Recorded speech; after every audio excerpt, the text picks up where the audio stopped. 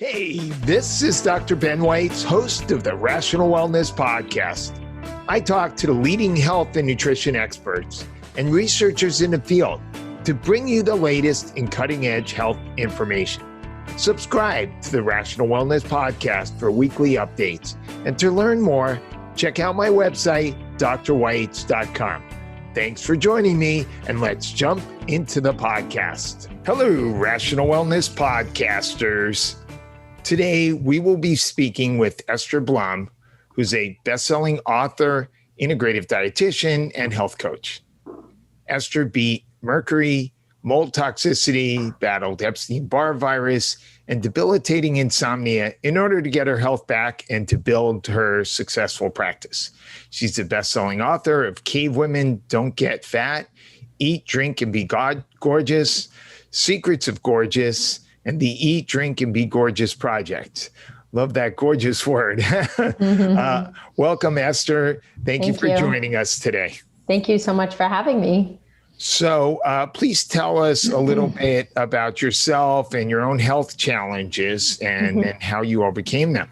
Yeah, well, I have no doubt in my mind that these were put in my path to just help make me a better practitioner and help more people. So, in my 20s, I developed a whopping case of mercury toxicity. I was a hospital dietitian, and there was a lovely vendor who sold these amazing tuna fish pita pockets that I was eating every day for about a year and a half. And really, all of a sudden in 3 months, my thyroid died. It had had enough, and I put on 20 pounds. Now, bear in mind, I was 5'3" and I was 120. So for me to go 120 to 140, I had never been that much in my life. And I was lifting and very lean and working out. So all of a sudden, I couldn't fit in my clothes like overnight. I had no idea what was happening to my body. I developed terrible IBS. And I started going to different doctors, and no one could help me or was helping me. And it took about 3 years to find the right doctor to diagnose me. And he was like, oh, you have mercury toxicity. And he put me on a detox protocol. And in 6 months, I lost 10 of those 20 pounds. So I joke I'm the girl who never lost the last 10 pounds and lived happily ever after. But certainly my brain function returned, my gut returned to normal within 2 weeks of treatment. So that was really helpful. And then, by the way, what kind of mercury detox protocol did you use? At the time, I was put on Captomer, which was a binder. It's a product by Thorne. And again, I don't advocate you do this on your own at all. And I have the protocol in my first book, Eat, Drink, and Be Gorgeous. But I was taking a lot of lecithin to protect my brain as the mercury is pulled out. I was put on omega-3s. I was put on trace minerals, liver support like Spanish black radish. So that's just what my body needed at the time. That worked very well for me, but I send people to functional medicine doctors for the detox because you really want to make sure you protect that blood-brain barrier. And I see a lot of products out there with chlorella, and I know chlorella is advertised as binding mercury, but it pulls it into the bloodstream, but it can still cross the blood-brain barrier and make you feel like garbage. So you really have to be so careful with finding a protocol. You can get, now, you can get IV drips, you can get IV vitamin C and glutathione, which is very important antioxidant for the body. And the key is really to be put on binders too, and probiotics and adrenal support too, because mercury lives in the gut. So you really have to make sure you heal the gut. And then my husband and I did another mercury detox before pregnancy, just to make sure that, we got out as much as we could from our systems before carrying a child. Cool. Yeah. So, and then you also battled mold and Epstein-Barr? Yeah. So the Epstein-Barr was, as a child, I was terrifically sick every month and was put on antibiotics. My grandfather was an ears, nose, and throat surgeon, so he took out my tonsils because they were just always, every month. My mom joked it was like me getting my period. She was, just every month they put me on all these antibiotics. I had terrible ear they're an extra infections. organ anyway, you know, they're just like, Yeah. we don't really need those organs, you know? So that was, again, and my parents, my dad was a physician, my mom was a nurse. So, you know, it was just full tilt antibiotics, which really set me up at a disadvantage. I'm still, you know, always working on my gut because of that. So yeah, I had my tonsils out, and then after childbirth, though, that beast got reignited, and I was very sick with Epstein-Barr and or Lyme. We're not exactly sure. I'm still undergoing testing for Lyme now, but yeah. So again, at the time, I actually did a plant-based diet for quite a while to help kill off the Epstein-Barr, and took a lot of supplements. I took silver, I took lysine, I was juicing a lot of celery, and I took, oh my goodness, barley grass juice powder and spirulina. And I took lots of trace minerals and cat's claw and lauric acid to really kill off the Epstein-Barr. So I had a lot of neuroinflammation and insomnia. So that got better. But it really just took my body a long time to right itself after childbirth. It really did. And then mold, we're still undergoing. I've done 2 mold detoxes, and clearly my home still has something in it. So I just did another test this week. So it's ongoing, but you know, my body and my mind have become much more resilient in the process because I know what I've bounced back from. So I don't fear it or have anxiety around anymore. I just work with really good practitioners and know how to treat it. And that's what did you do for your mold detox? So the mold detox, I did a couple rounds of cholestyramine, again, lots of binders like GI detox and, you know, Saccharomyces, probiotics. It's, again, glutathione, either in patch forms or liposomal forms. But with mold, it's really tricky. If you don't get it out of your, you know, we're still trying to figure out, is my body pulling it out, and that's why my levels aren't budging, or is it in my home? So I just did a retest literally last week where I took, it's called an ERMI test, ERMI, yes. And you get cloth samples and you just wipe them on the surfaces. We did have a moisture issue in our garage, which we remediated, but I can tell it's still something isn't right. So the question is, you know, do we remediate again or do we move? We're just waiting to see what happens. So stay tuned.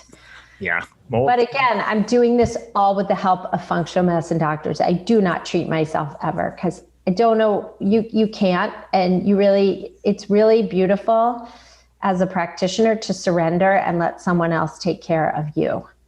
That's really the beauty of it all. And to go through the experience and work with a good practitioner who listens to you, who takes your needs into account, and who inspires you, who, you know, most of my practitioners have been sick with Lyme or mold or some other form, and they've gotten to the other side. So you need to see the inspiration. And in spite of my challenges, I mean, I still work, I still see my patients, I'm going to start another book. I don't stop. I feel tired at times, and I just go and grab a quick nap and get on with my day. So you can't surrender to it. You have to keep going.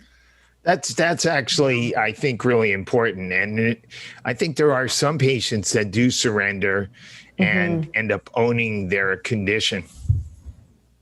Yeah. And you can let it define you. And I did that early on. I mean, when I had that Epstein-Barr issue, I mean, I couldn't even get out of bed. I had such severe insomnia. I was getting maybe 2 to 4 broken hours of sleep per night. I was in a very bad state of brain fog. So I took a little time off work because I just physically couldn't get out of bed. But once I could, and then I took the ball and ran with it. And I also decided at some point, I was like, I don't give a crap if I've had 2 hours sleep. I'm moving on with my life and my day, and I'm ignoring it until my body catches up. So the mind is the most important thing in your healing journey, because people can live with all sorts of stuff going on in their bodies, but it's how much power we give to our illness. And if you surrender to it and let it overtake you, it's very dangerous. And there's really, there's 2 types of patients, right? There's the kind that that totally hand over their diagnosis and say, oh, I'm sick, that's it. And then there's the other kind that say, no, this is not going to own me or take over. And I will let my body lead me and tell me what it needs. And I will treat my body with love and kindness and plant medicine and herbs and, pharmaceuticals when necessary, and a clean diet and good rest, and take care of my spiritual and emotional health. And that's it. You move on with your life. And so how do you help your clients with the mental, emotional aspects of their conditions? Is I do not let them fall into that victim mentality. And I keep questioning the narrative that they have in their head. So, and this is even for people who are, I treat many individuals who are very obese and think that they can't exercise or they don't make time to exercise. I'm like, this is absolutely not true. And we go through their day and we find that, oh no, they're just lying around in the evenings. Oh, they have plenty of time to exercise and watch Netflix and be on Instagram. So no. So I call them out on it, but also, I help get them really connected to their why they're doing it. Why are we here? What do you really want? What's that carrot that's going to dangle in front of you? So one of my clients is like, well, I want to retire in, the next 5 to 7 years. I'm like, well, guess what? If you don't lose this 100 pounds, you're not even going to be around to do that. So she's type 2 diabetes, which her own doctor didn't even pick up on. I picked up looking at her labs. And so I have her wear a continuous glucose monitor. I have her exercising. I have her text me every day, her workout logs and her blood sugar and her eating. And she sees on the glucose monitor readings, we have seen a dramatic shift in her blood sugar just since adding in 20 minutes of elliptical every day. And I said, this is just another dose of metformin for you. Just think of your exercise that way. But I've been working with her a long time, and it has taken me this long to break through to her. It's a long. She keeps renewing with me, but wasn't making progress. And the other thing I did was I finally got her to switch to a functional medicine doctor. And man, I was like, you see now, you have a team supporting you versus just a regular doctor who didn't even diagnose her diabetes. I was like, has she even looked at your glucose or your A1C? It was medical malpractice, in my opinion. So I really fight and advocate for my patients. And, they know they have a partner and they know I'm with them the whole way. So I think just having that level of support and emotional support, and not in a judgmental way, just celebrating their victories along the way and getting them to clear out their stories and excuses is paramount. And isn't it a shame that the typical way type 2 diabetic patients are treated is they're simply given a prescription for metformin and another drug, or eventually insulin. Yeah. And, there's no serious attempt to get them to change their diet and their lifestyle and exercise and get proper sleep and all the things we know that is why they have type 2 diabetes. Oh, well, it gets even better. She wasn't even prescribed metformin. I'm the one who told her to get some from her doctor. She wasn't even prescribed it. Nothing was done. And I was like, this is so unacceptable. So then she began to realize, okay, I need to go to another doctor. I've really been enjoying this discussion, but I'd like to take a minute to tell you about a new product that I'm very excited about. I'd like to tell you about a new wearable called the Apollo. And this is a device that can be worn on the wrist or the ankle, and it uses vibrations to stimulate your parasympathetic nervous system. And this device has amazing benefits in terms of getting you out of that stressed out sympathetic nervous system and stimulating the parasympathetic nervous system.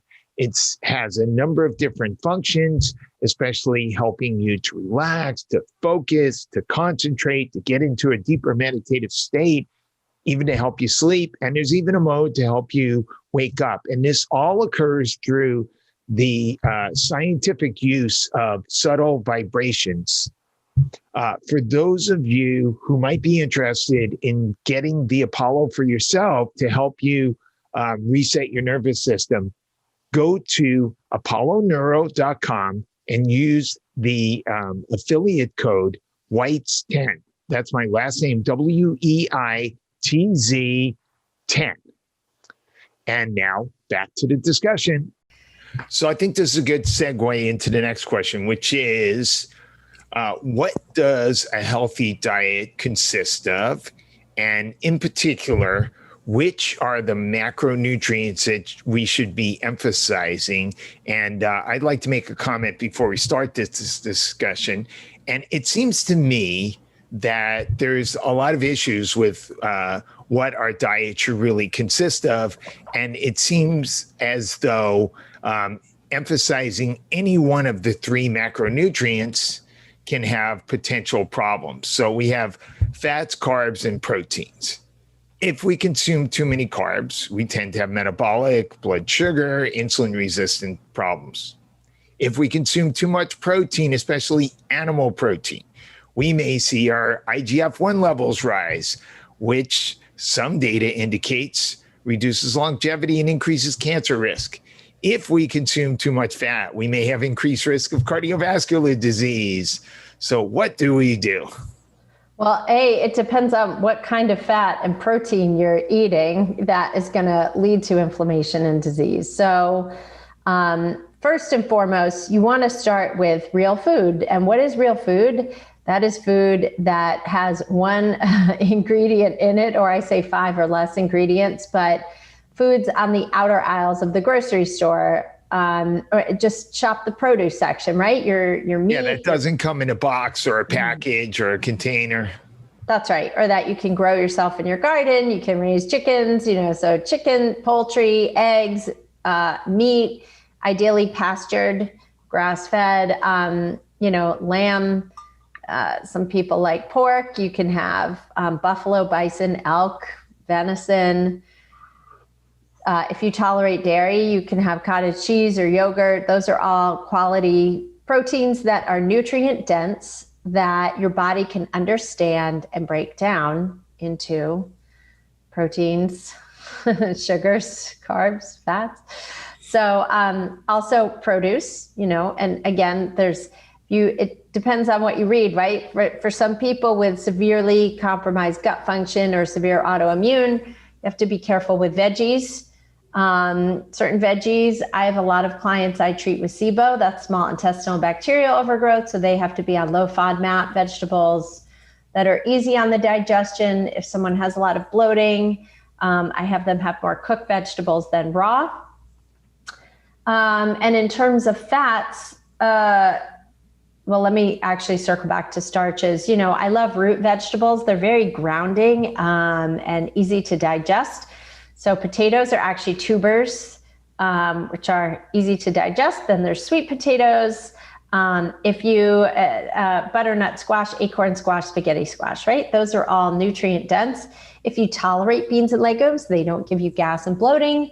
Or if you tolerate them soaked and sprouted, then those are also a great form of resistant starch, which takes a long time to be broken down. Any starches that are cooked and cooled, like white potatoes, right? Potato salad, very high in resistant starch, has a much lower glycemic index. And again, if you tolerate grains, then, rice, brown rice, quinoa, which is a seed, not a grain. But not all my clients have to go gluten-free. I have some people that tolerate gluten and dairy and do absolutely fine.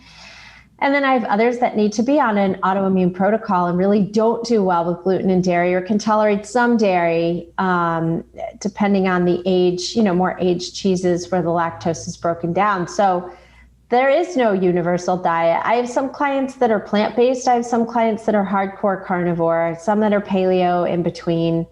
I personally do well on more carbs if I don't eat about 140 grams a day. I don't sleep at night. So it really, who would have thought, right? So it's really individual. I can't say exactly what every single person should eat, but I can tell you this: real food, right? That's nutrient dense, low sugar. Really, sugar is not something anyone should be eating a lot of. You really have to earn your carbs.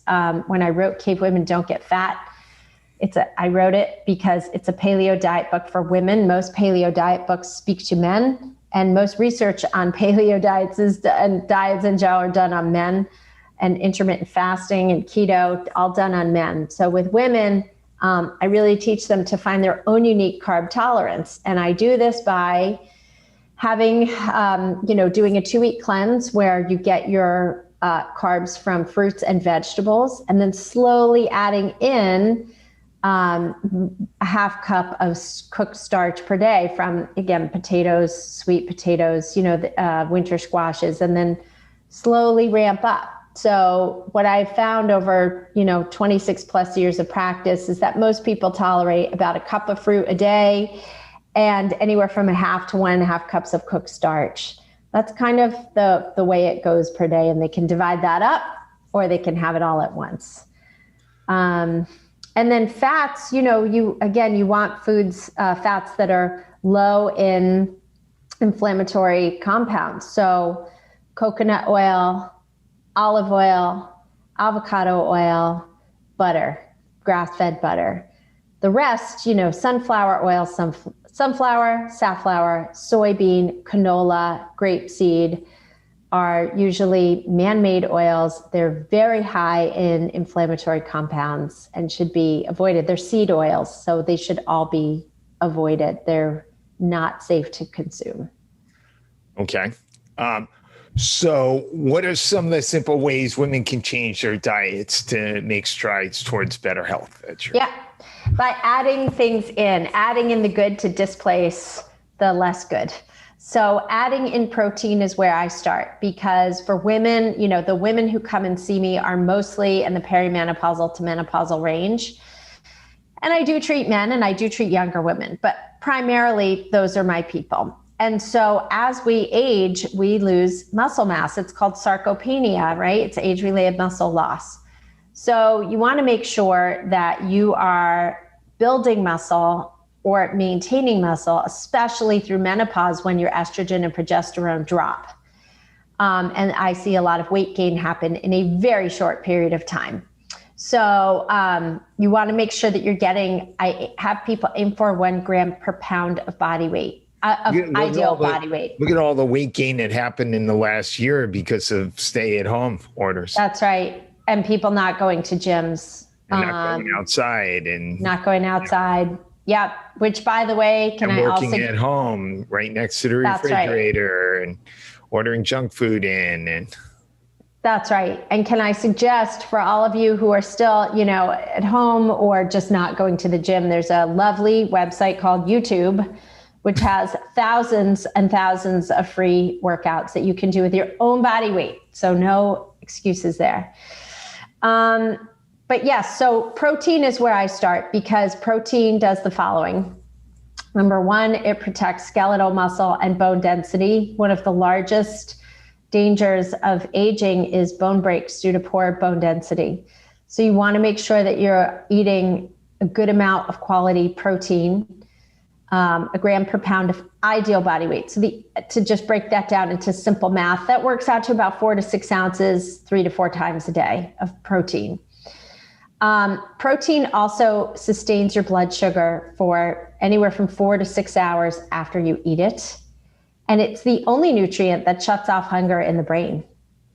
So when someone increases their protein, they actually dramatically decrease calories because they're not hungry and they're not craving. And their sleep improves because the sugar's balanced during the day and their insulin, so they're not waking up with low blood sugar in the middle of the night. Also prevents that 3 p.m. crash, so you're more productive, you're less irritable. So protein is amazing. By the way, I read your Cavewomen book, and I need to ask you, what is goat protein powder? You mentioned that in. Oh yeah, it's protein powder made from goat milk instead of whey. I've never seen that before. Yeah, you can find it. It's a little hard to find, but you can find it. Yes.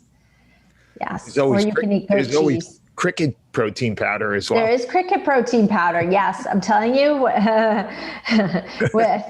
Stay tuned, people. We're all going to be eating crickets one day. Oh my gosh, it's true. So what are some of the most important health issues that women struggle with? I would say gut health, again, as we go through menopause, the integrity of your gut lining, your small intestinal lining really shifts as your levels of estrogen and progesterone decline. You can get a lot more leaky gut, bloating, gluten and dairy intolerances, gastroparesis, where food just doesn't move through your system so much, constipation. So you really want to make sure you're fueling the good bacteria and you're cutting the inflammation in your gut and just eating a lot of real food. Something else I saw during the pandemic is alcohol intake increased so dramatically with a lot of people, and the stress of trying to balance the needs of family members, kids who are home doing online schooling, plus keeping up with the workload of jobs is tremendously stressful. And so alcohol intake shot way up. I think it's become a really big coping mechanism, and people need to understand, the other ways to handle stress, like exercise, fresh air, time in nature, meditation, journaling, just quiet time, even if it's 5 minutes a day. It's really important that we recondition ourselves not to just reach for alcohol when we're stressed. Yeah, or sugar. I remember seeing the video of one of the big cereal companies, and he was on the Financial Channel, and he was talking about how great it is that people are eating cereal for dinner, and isn't that a great thing? Oh God, no. Just no, people. Just no. Don't.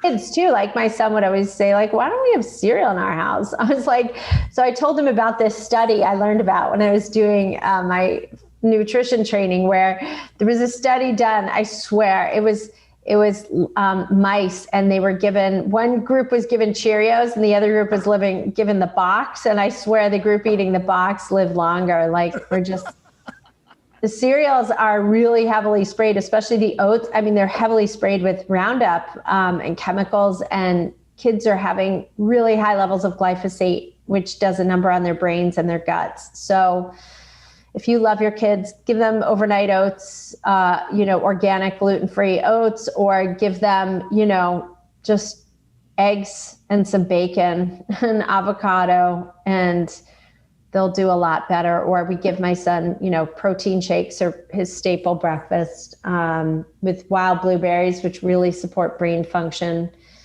Well, since you were talking about menopause, what do you think about hormone replacement therapy? If you're a candidate, if a lot of these negative effects on brain and gut and everything have to do with the fall in estrogen and progesterone. I have seen tremendous transformations in my women who I treat who go on hormone replacement therapy. And I do bioidentical. Bioidentical, of course. Yeah, I do what's called a Dutch test. It's a dried urine test for comprehensive hormones. So that helps. Even if someone's in menopause, a lot of people say, oh, you shouldn't test women in menopause because their estrogen you get surges. It's like a roller coaster ride. You get surges and then you get massive drops. However, I can look at your adrenal health. I can look at your methylation patterns or your detoxification patterns and make sure that your estrogen is moving down the right pathway. And so I have seen 16 hydroxyestrone pathway. Exactly. Right. Or the 4-OH pathway as well. So you want to make sure, and again, I can specifically know, are they a better candidate for DIM versus broccoli extract versus brassica family. So it really calcium D-glucarate. Yes, it really depends on their pathways. But again, I can really help them methylate well, and I continue to test as they're on hormones and get their blood levels of estradiol check once they are on hormone replacement. And they go from not sleeping, having complete brain fog, irritability, depression, low libido, to sleeping, happy mood. They're not crying and in tears every day or completely irritable with themselves or their family. They're actually interested in sex again. So, and it corrects vaginal dryness as well. And there's so many amazing delivery systems, right? Well, what have you seen that the women that you work with, what forms do you find that seem to work the best? And also, if you could comment about the way progesterone is administered, whether in a cyclical fashion or in an everyday fashion. Yeah. Well, okay. So first of all, with menopause, right, you can give some hormones during perimenopause, like progesterone and or testosterone, but usually I wait until people have had a full year without a period to give progesterone and or testosterone. But you can start with DHEA, which is oral, comes in a micronized pill. That's a form of hormone replacement therapy. It's very gentle. It gives adrenal support, supports fat burning and energy. And progesterone, I always give orally. By the way, what's a typical dosage you might start a woman on for DHEA? Oh, I start very low. I start 5 milligrams and just slowly titrate the dose up as tolerated. I don't even have to necessarily go that high to get good results, but 20 is probably the upper limit of what I do. Now, some practitioners go a lot more intensely. I try to take a gentler approach and go with just what your body needs. You ever use pregnenolone? You know, I do on occasion. Yeah. I mean, pregnenolone's amazing too. And it's kind of the mother lode of all hormones. But I do work with oral progesterone. It can be taken in a capsule. It can be taken in a troche or troche, depending on it's a dissolving form that you put under the tongue at night. And if someone is still having a menstrual cycle, I give progesterone only days 14 through 28. But if they're fully menopausal, you can take progesterone every night. So why do I use progesterone? For sleep and mood. Progesterone is a precursor to GABA, which is a very calming neurotransmitter. And again, quiets the brain, quiets that ruminating, chattery brain, and just helps knock you out and get more restorative sleep, helps control that nocturia that you tend to get at night with menopause also. Estrogen is wonderful also for clearing brain fog, for bone density, for hot flashes, vaginal dryness. So estrogen, I like to use in patch form, but you can also give estradiol as a vaginal suppository to correct vaginal dryness. You can also give DHEA intravaginally for vaginal dryness and libido. I'd like to interrupt this fascinating discussion we're having for another few minutes to tell you about another really exciting product that has changed my life and the life of my family, especially as it pertains to getting good quality sleep. It's something called the Chili Pad, CHILIPAD. It can be found at the website chilisleep.com, which is CHILISLEEP.com.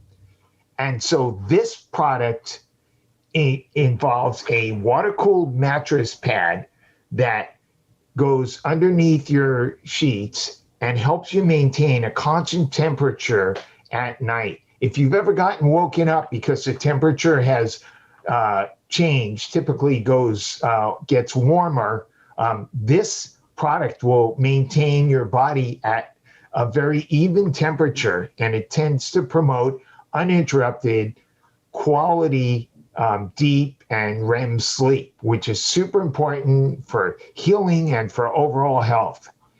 And if you go to chilisleep.com and you use the affiliate code Weitz20, that's my last name, WEITZ 20, you'll get 20% off a Chili Pad. So check it out, and let's get back to this discussion. What form of estrogen have you seen is supported by the data? Does the data seem to show it's better to use estradiol or a combination of estradiol and estriol, such as like the Bias creams? Yeah, those are much weaker. The Bias creams are a weaker form. I tend to use a patch of estradiol, but estriol intravaginally, yes. So a couple different forms, but I like the fastest, most efficient delivery system, and a patch is great. You only have to change it, every 3-4 days. So that's also, and it's waterproof. So it's great. You just slap it on. You don't even think about it. Right. And then testosterone. Some of the practitioners who use this combination of estradiol and estriol are doing it because estriol is a weaker estrogen and may be more protective against breast cancer. Yes. And really, I am still, I work with doctors for this very reason, because I'm not a doctor. And I refer people to hormone specialists who can prescribe, because I'll say, this is what I think. Right. But ultimately, they sometimes override or see things that I don't see. So I always partner with a team because I'm not a physician. Right. Listen to the 2 recent podcasts I did with Dr. Felice Gersh, who's a huge defender of estradiol, not estriol. I primarily work with estradiol for that reason. And again, after 6 to 8 weeks, you do need to get your blood levels checked, and you need to redo your Dutch and make sure that you are. Let's say you do the Dutch test. What is it that you're going to look for? And then which changes are you going to make in their protocols? Well, first of all, let's just finish the hormone if we can. So testosterone also, I was going to say, I use as a topical cream. And this is where I differ from a lot of doctors. A lot of doctors are using pellets. And what I see is, in my men and women, those pellets aromatize to estrogen. So I don't like it because it's also really inconsistent dose. You spike up in the beginning and then it drops down. I want consistency. Right. So creams are great. And again, you've got to rub them in and don't have contact with your partner. Wash your hands after. Don't have contact with your partner for, an hour after. So it's really dissolved. Okay. So back to the Dutch test. What do I use it for? Well, I use it for, first of all, to determine your production of hormones and then your detoxification of hormones. I want to make sure that they're going down the right pathways. Okay. I use it also to determine, it helps me figure out if you're on thyroid medication. I can look at your cortisol patterns and see if you're blowing through your thyroid meds too early, like by mid-afternoon. And if so, do you need to tweak your thyroid meds? I look at... Wait, hang on. So what is it that you see that indicates that as far as cortisol patterns? Yeah, it depends on the individual. And I also look at their blood test too of their thyroid. But in some patients, you can see if their... Again, this isn't a blanket statement for everyone, but for some people, if their cortisol is low in the afternoon, they could be blowing through their thyroid meds early and or metabolizing them too quickly. Maybe not in the right dose. In the afternoon. It's supposed to decline over the course of the day. So it is, but if it's lower than normal, if it's below the curve and kind of flatlining, right, then, again, they may also need some DHEA. They may need some adaptogens and adrenal support. Licorice will raise and sustain, licorice extract, not Twizzlers, will raise and sustain your cortisol to make it more even throughout the day. So it's so multifactorial. I can't just make blanket statements on it. I'm just trying to get some pearls of wisdom. Yes. And then I also look at, oh my gosh, I'm having a brain blank. Please forgive me. I look at neurotransmitters. I look at organic acids and see what is your production of serotonin. A Dutch complete test. I'm doing a Dutch complete. Okay. Yeah, because I want to make sure, are you making your neurotransmitters? Are you making serotonin? Are you making melatonin? And the interesting thing is with that is I see a lot of people who come to me on antidepressants. And a lot of the times the neurotransmitters aren't great even on antidepressants. So I'll say to them, how long have you been taking these? And they're like, 20 years. I'm like, you can come off them. And I work again with their psychiatrist with a good amino acid protocol, and we wean them off and they feel fine. So a lot of the times they don't need it when we correct their nutrition and hormones. A drug that's designed to prevent the uptake, that's designed to keep more serotonin in the brain work when you're not producing enough serotonin to begin with. That's it. And so, I really want to make sure, everyone's optimized, not on medications they don't need to be on. and that we correct the imbalance, because no amount of antidepressants will fix your menopause. And I do see antidepressants prescribed during menopause because women are depressed. Well, they're also depressed because they're low in estrogen and especially progesterone. So, menopause is not a Prozac deficiency. It's really not. It's a nutrient and hormone deficiency. And the thing is, a lot of people are very nervous about hormones. And not everyone's a candidate, but many, many people are. And I always say, this isn't your mom's hormone replacement therapy. We've come a long way with the delivery systems.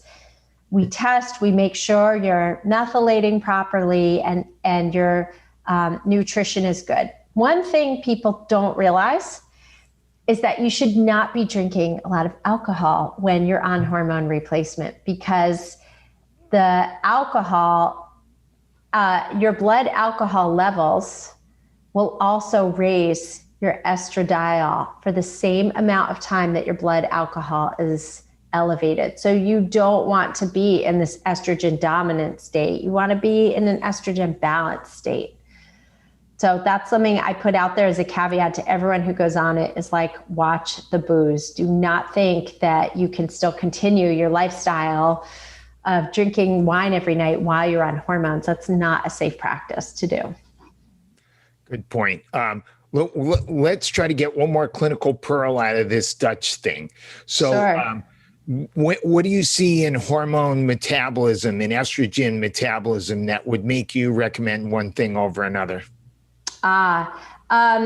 Again, I usually partner with doctors on the Dutch interpretation for this reason. Okay. I'm still trying to learn it myself. Before COVID, I would have gone to conferences on this, but I usually partner with a doctor on the interpretation. Sure. Yeah, too. you could, if you look at my YouTube page, you can see the presentation by Dr. Carrie Jones. Yeah, she's the best. So.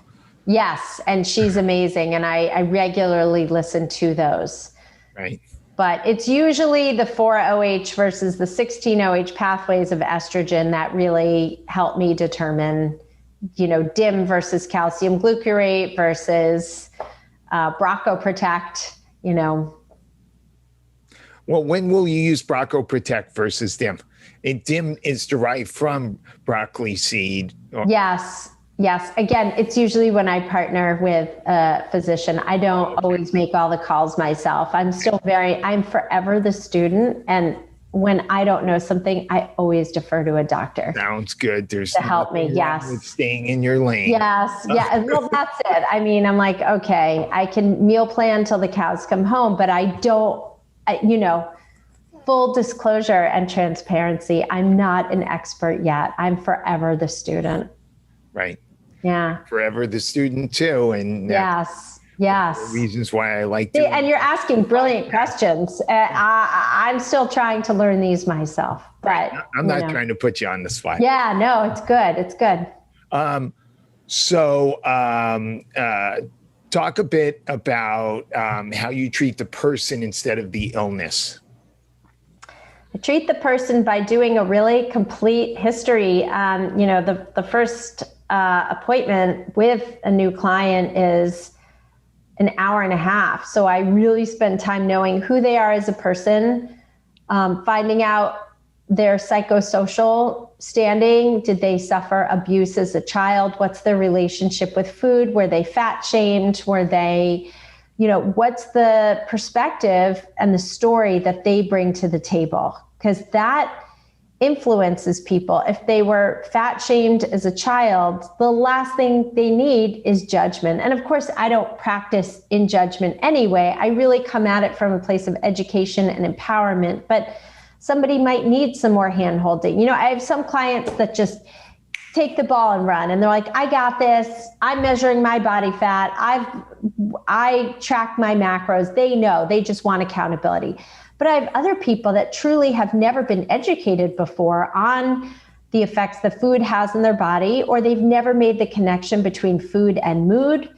So I help them gently but powerfully make those connections so they can really have a sense of, wow, you know what? I had a really stressful fight or conversation with, someone who triggered me, and I went right for that bag of potato chips and did a face plant in it. Okay, that wasn't helpful. So we talk through, the binges, and we talk through the stress eating and the behavioral eating. For a lot of people, my clients, the hardest thing for them to give up is alcohol. It's even harder than sugar for people. And I get that. I mean, please, I always joke I'd be like a smoking alcoholic if I could. I mean, I don't really care for smoking, but I love drinking, but I don't really often because it's just a big no-no for my body. It wrecks my sleep and my mood and my mental focus. So I don't even crave it really much anymore. But so that's how you treat the whole person. And then you teach them to nourish their body with real food and to focus on what they're putting in versus like just restricting all the time, is just adding foods in and abundance, creating a real abundance mindset around food. And then they see like, oh my God, my sleep is so much better. My mood is better. My monthly cycles are better. I lost weight. I'm getting compliments on my glowing skin. All of those help empower someone so that they are connected to their food. They want to put good things in their body and they feel confident about their choices. They're not afraid. Oh my God, I had some ice cream the other day. All right, so what? So you adjust your carbs that day or the next day and you're balanced and fine. Like the world doesn't end. So that's the other piece I really focus on, is building pleasure into your eating and like making it fun, not about restricting. People come in to see me very scared that I'm going to, take away everything. I'm like, no, that's not it. The key is for you to figure out how you will have that chocolate cake when you want it, but how are you going to be satisfied with 3 bites instead of the whole thing? How will you listen to your body of whether your body even wants it in the first place? So it's a lot of like deprogramming and unlearning, and then saying turning their direction, their compass, saying there's a new way. You can actually have total freedom. It's all in the mind though. So much of it's in the mind. Great. So I think that's pretty much a wrap. Do you have any final thoughts you want to leave our viewers with? Yeah, I want to give your viewers a couple of gifts. So one is, you can follow me on Instagram at Gorgeous Esther. That's ESTHER. You can receive my 3-day video training on how to crush your cravings. So you can eliminate your cravings really in as little as 24 hours. So if you go to estherblum.com and just enter your email, you will receive that. And then lastly, for 5 of your listeners, I'm going to gift, I've opened up my calendar for 5 consultations that are complimentary. And they are for action takers and people who really know that they want to solve a specific problem, be it weight loss or sleep or hormones or gut health.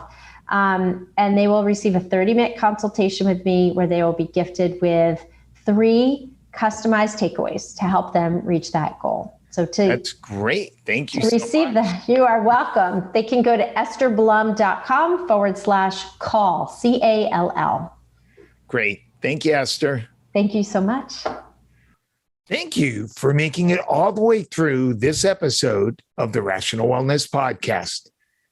And if you enjoyed this podcast, please go to Apple Podcasts and give us a 5-star ratings and review. That way more people will be able to find this Rational Wellness Podcast when they're searching for health podcasts. And I wanted to let everybody know that I do now have a few openings for new nutritional consultations for patients at my Santa Monica Weitz Sports Chiropractic and Nutrition Clinic. So if you're interested, please call my office, 310-395-3111, and sign up for one of the few remaining slots for a comprehensive nutritional consultation with Dr. Ben Weitz. Thank you, and see you next week.